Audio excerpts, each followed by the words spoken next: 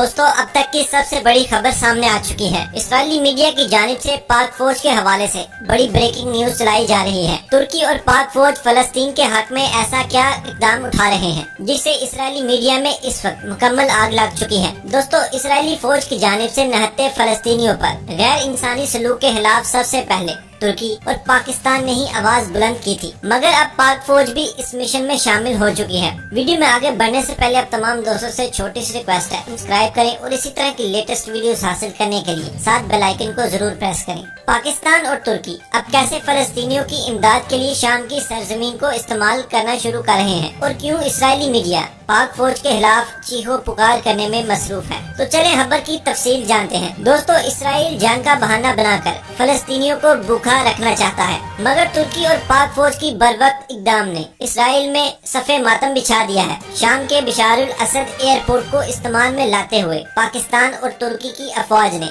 فلسطین کے لیے امدادی سامان پہنچانا شروع کر دیا ہے، جس سے اسرائیل کو کافی تکلیف پہنچی ہے۔ پاکستان اور ترکی کے بعد اب عرب ممالک نے بھی شام کے راستے فلسطین کی امداد کا اعلان کر دیا ہے۔